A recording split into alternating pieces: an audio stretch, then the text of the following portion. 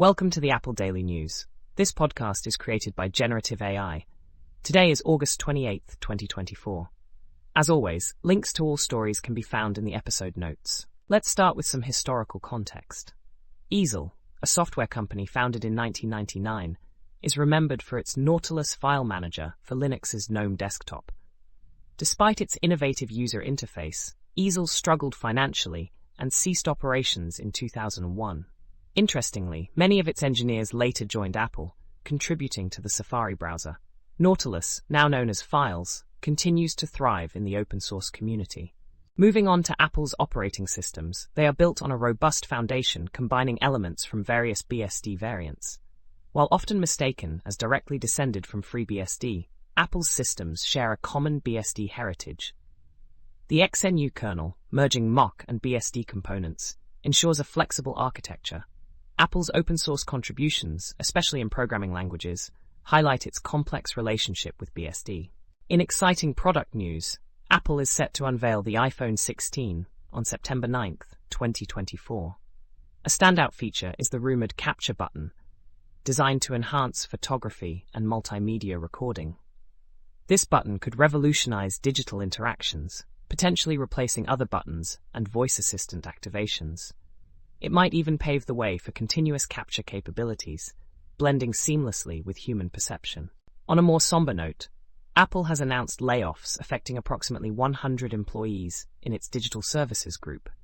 This decision, part of a broader strategy to streamline operations, impacts teams under Senior Vice President Eddie Q. Despite the layoffs, Apple's services division remains a significant growth area, accounting for over 22% of the company's sales.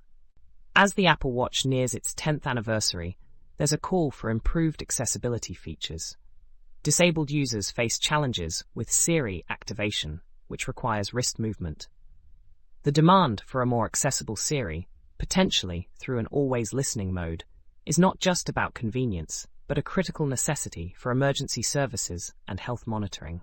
In leadership news, Apple CFO Luca Maestri will step down on January 1, 2025, after a decade of service. Kevin Parrick will succeed him, bringing a wealth of experience from his 11 years at Apple. This planned succession reflects Apple's commitment to maintaining strong financial leadership as it continues to innovate and grow. Hugging Face has acquired XetHub, a platform founded by former Apple researchers, to enhance its capabilities in hosting large AI models and datasets. This acquisition aims to integrate XetHub's advanced storage technology into the Hugging Face hub, supporting the growing demand for larger datasets and models. Apple has partnered with Indian telecom giant Airtel to bundle its streaming services with Airtel's offerings. This collaboration will provide Airtel's customers with free access to Apple TV Plus and exclusive offers for Apple Music. This strategic move aims to expand Apple's user base in India amidst fierce competition in the streaming market.